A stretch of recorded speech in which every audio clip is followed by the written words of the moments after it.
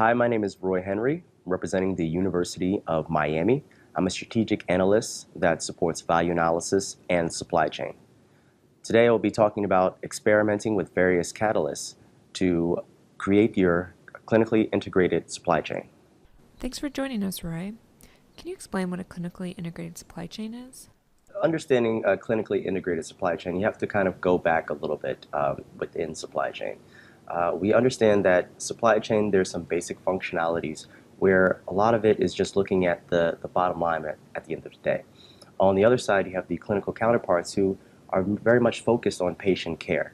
So when you're talking about clinical integration, the idea is essentially to merge those two things together and to kind of build out this streamline where both sides are working in tangent to go from a very simplistic type of analysis to a much more value-based analysis where you're looking at quality over cost. And historically speaking, we understand that supply chain and clinical counterparts have not had great relationships. So clinical integration is essentially merging those two, building those relationships, and breaking down silos so that you can basically achieve the same goal at the end of the day. What is the value of a clinically integrated supply chain? Some of the benefits are basically just improved relationships with various departments within your institution. So we understand once you build some of these relationships and break down some of these silos, you basically change the way that you are organizing your projects. So you can move from a reactive to a proactive standpoint within your project. You're not looking at GPO contract expirations, but you're more so looking at the needs of the service lines. And so within that, if a clinical staff member understands that, okay, hey, what we're trying to do is really assist your day-to-day, there's more buy-in in terms of, all right, I know exactly what they're trying to do. They're trying to help me, and we're trying to go down the same path together. So it leads for a much more productive project. Also, too, when you're switching within clinical integration, your analysis become value-based as mentioned before.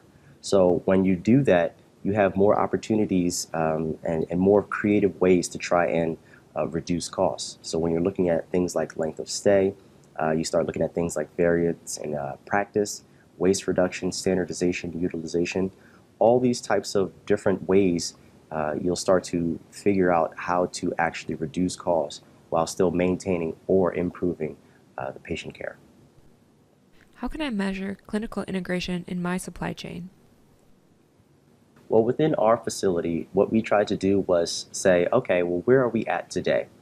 And once we did that, we basically said, okay, well, now where can we actually go?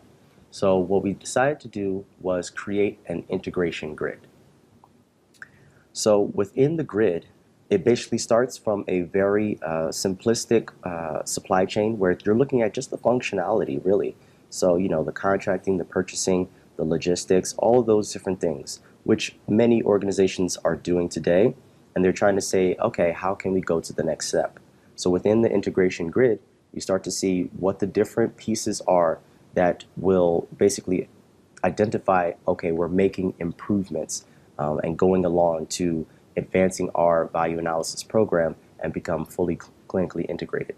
And at the top of the integration grid, what you'll notice is that it is a fully integrated, automated value analysis program. So that essentially means that you're doing very robust analytical types of projects which look at the entire institution as a whole and the full continuum of care. So those benefits, you basically have some reduction in human error because a lot of the pieces become automated, and you also have a reduction in project time, which essentially leads to speed to cash. Now that I know the value of clinical integration and how it can be measured, what are some next steps? So there's two pieces that you really want to understand. Once you identify where you are on the grid, you essentially want to create an action plan to say, okay, now how can we ramp up our program and move further up this grid?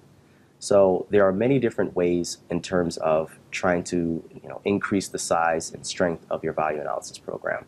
One of the biggest points that I think that was mentioned this year in AHRMM is that we basically want to rebrand what value analysis looks like and you kind of want to change the culture of supply chain as a whole.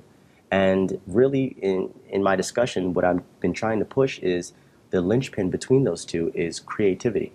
We're now at a bit of a crossroads where, so many things are changing that you need a little bit of creativity and out of the box thinking to kind of pull those two concepts together to create a very, very strategic action plan that can help you get to the next level.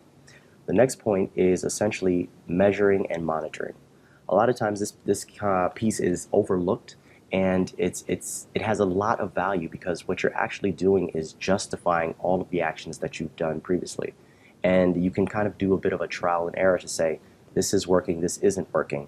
And once you know those measurable points and create some KPIs, then you can actually take some more steps to adjust your action plan and further ramp up where you are on that integration grid. Thanks for joining here at the webcast. My name is Roy Henry. Really appreciate the time and consideration. And please be sure to check out the other educational pieces here at AHRMM.